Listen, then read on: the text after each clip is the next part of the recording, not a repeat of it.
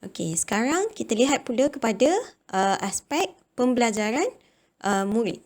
Okey, bila pengkaji paper ni, dia analyse interview yang transkrip yang telah dijalankan, didapati guru yang mempunyai kepercayaan tradisional menjawab untuk contohnya kita baca, for successful learning science, students first need to memorize relevant formula and definitions. Moreover, they need to practice tutorial problems extensively.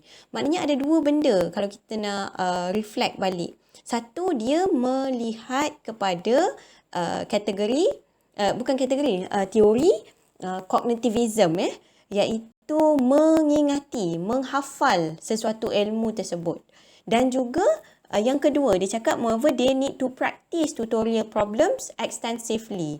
Kalau kita reflect balik kepada sesi kelas dalam yang lalu kan, ada kawan kita dah bentang tentang teori behaviorism. Okey, ingat tak dalam teori behaviorism, burung merpati yang dilatih itu ataupun dalam teori Pavlov, anjing contohnya, ataupun merpati lah, kita ambil teori merpati tu, dia latih murid merpati tu, bila dia buat bentuk circle, dia bagi biskut.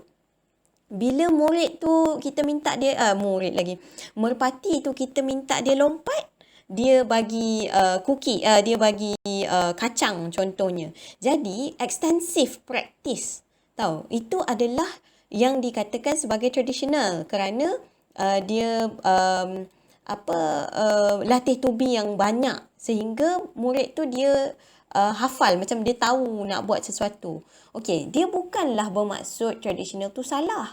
Tak, tapi dia bergantung kepada keadaan. Maknanya untuk subjek-subjek tertentu, untuk jenis pengetahuan yang bersifat maujud, contohnya ataupun dia tepat, dia tak ada jawapan lain, kita boleh gunakan kaedah ini. Tapi itulah kemudian bila kita mengajarkan sains contohnya, bila di peringkat yang lebih tinggi ataupun subjek yang bersifat abstrak, kaedah-kaedah ini kurang berkesan.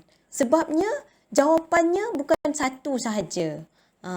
Jadi kita tengok proses kategori pula. Guru yang percaya bahawa learning murid, science is best learned through practicing the scientific method. Okey, guru yang percaya kepada kaedah proses ini, dia tak tengok sangat jawapan, tapi dia tengok langkah-langkah yang murid itu lakukan. Sebab tu kita tengok adanya perdebatan matematik, macam mana mengajarkan matematik. Ada banyak teknik untuk mendarab contohnya.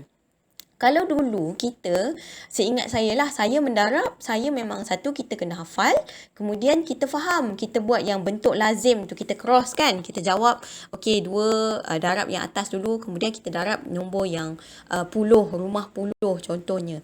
Tapi sekarang ada teknik-teknik baru, dia menggunakan teknik crossover, macam ada tambah, pergilah tengok kaedah matematik yang pelbagai lah.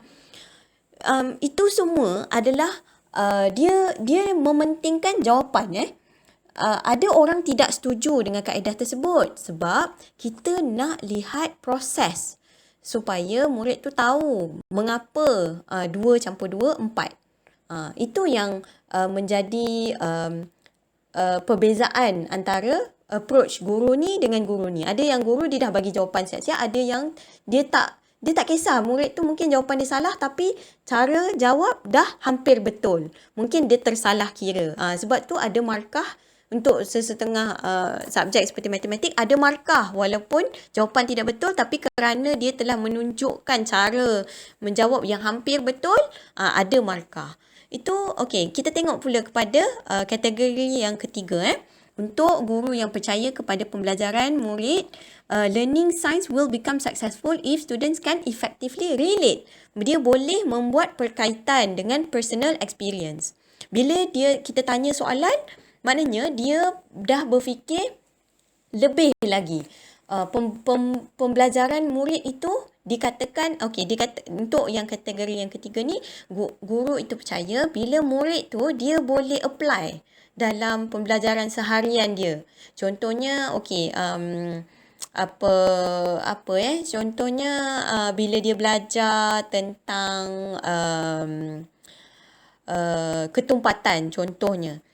Bila dia lihat, dalam bila masukkan minyak dengan air, air tu berada di atas. Contohnya bila dia, mungkin contoh tu kurang baik lah. Apa ya contoh yang lain yang boleh saya fikirkan, lebih kepada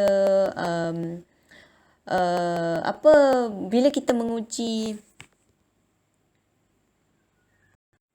Saya beri contoh lain lah yang boleh kita gunakan untuk melibatkan pengalaman murid tu sendiri. Contohnya kita bagi tajuk berkelah untuk karangan. Kemudian kita minta pelajar fikirkan balik. Pergi berkelah pergi mana? Itu semua mengaitkan dengan pengalaman, dan guru yang percaya kepada kaedah konstruktivis ni, dia melihat kepada pelajar yang boleh membuat perkaitan dengan pengalaman peribadi. Okey? Itu untuk analisis kepada kepercayaan guru dari aspek pembelajaran murid.